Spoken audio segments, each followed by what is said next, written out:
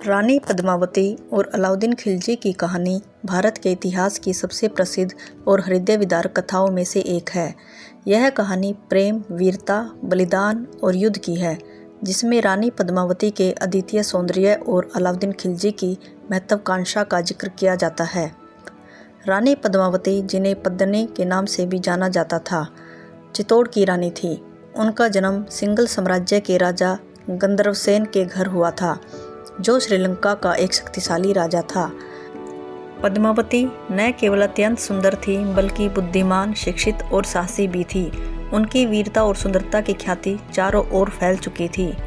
राजकुमारी पद्मावती का विवाह मेवाड़ के राजा रतन सिंह से हुआ था। राजा रतन सिंह एक महान योद्धा और प्रजा के प्रति समर्पित शासक थे।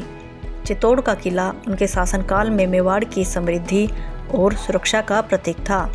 जब राजा रतन सिंह सिंघल पहुंचे, तब उन्होंने पहली बार राजकुमारी पद्मावती को देखा और उनके सौंदर्य से प्रभावित हो गए। दोनों के बीच प्रेम बढ़ा और विवाह के बंधन में बंध गए। विवाह के बाद पद्मावती चित्तौड़ की रानी बनी और महलों में उनकी उपस्थिति सभी के लिए गर्व का कारण थी। अलाउद्दीन खिलजी दिल्ली सल्तनत का एक ताकतवर और महत्वाकांक्षी शासक था।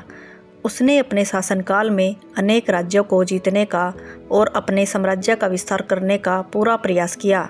वह क्रूर, धूर्त और सत्ता के लिए किसी भी हद तक जाने वाला शासक था।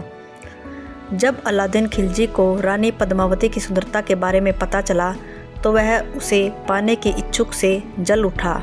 उसके मन में पद्मावती के प्रति एक गहरी वासना और लालच ने जन्म ले लिया था।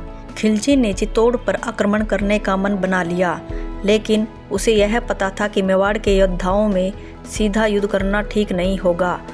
उसने चालाकी से काम लिया और राजा रतन सिंह को संदेश भिजवाया कि वह रानी पद्मावती की एक झलक देखना चाहता है और इसके बाद बिना किसी युद्ध के वापस लौट जाएगा। खिलजी ने अपनी कूटनीतिक दूतों के माध्यम से यह संदेश भेजा कि उसका मकसद सिर्फ रानी की सुंदरता को निहारना है और वह राजा रतन सिंह के साथ किसी भी प्रकार का युद्ध नहीं करना चाहता। राजा रतन सिंह इस प्रस्ताव को लेकर असमंजस में पड़ गए। एक तरफ उनकी गरिमा और शान थी और दूसरी तरफ उनकी रानी की इज्जत, लेकिन उन्होंने राज्य और प्रजा की भलाई को ध्यान में रखते हुए अलाउद्दीन खिलजी की यह मांग मान ली ताकि चित्तौड़ को युद्ध से बचाया जा सके। रानी पद्मावती को इसकी जानकारी दी गई और उन्होंने अलाउद्दीन खिलजी को केवल परछाई दिखाने का निर्णय लिया।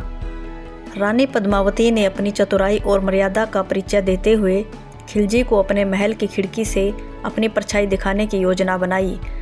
एक बड़े दर्पण का इस्तेमाल किया गया ताकि खिलजी केवल परछाई ही देख सके।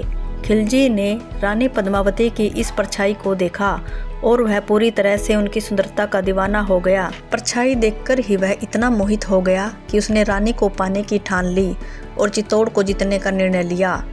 खिलजी ने अपनी सेना को चित्तौड़ पर हमला करने का आदेश दिया।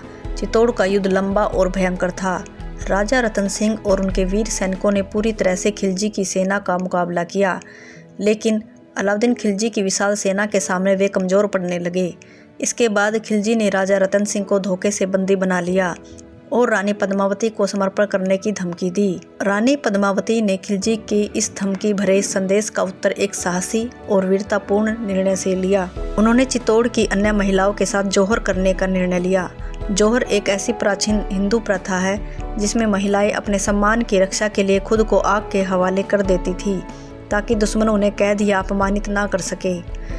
रानी पद्मावती के इस निर्णय से चित्तौड़ की महिलाओं में अद्वितीय साहस भर दिया। उन्होंने अलाउद्दीन खिलजी की सेना का सामना न करते हुए अपने आत्मसम्मान की रक्षा के लिए मृत्यु को गले लगा लिया। यह निर्णय न केवल रानी पद्मावती के अद्वितीय साहस को दर्शाता है, बल्कि मेवाड़ के वीरता और बलिदान की परंपरा को भी उजागर करता है। रानी पद्मावती के नेतृत्व में हजारों महिलाओं ने एक विशाल अग्निकुंड में कूदकर जौहर किया। इस घटना ने पूरे देश में अलाउद्दीन खिलजी की क्रूरता और रानी पद्मावती के साहस की कहानी को अमर कर दिया। अलाउद्दीन खिलजी ने चित्तौड़ का किला तो जीत लिया, लेकिन रानी पद्मावती को पाने की उसकी लालसा कभी पूरी नहीं हो सकी। रानी पद्मावती और अलाउद्दीन खिलजी की यह कहानी भारत के इतिहास में साहस, बलिदान और आत्मसम्मान का प्रतीक है। यह एक ऐसी कहानी है जो न केवल रानी पद्मावती की महानता और वीरता को दर्शाती है, बल्कि यह भी बताती है कि किस तरह से एक महिला ने अपने सम्मान और मर्यादा की रक्षा के लिए अपने प्राणों की आहुति दी।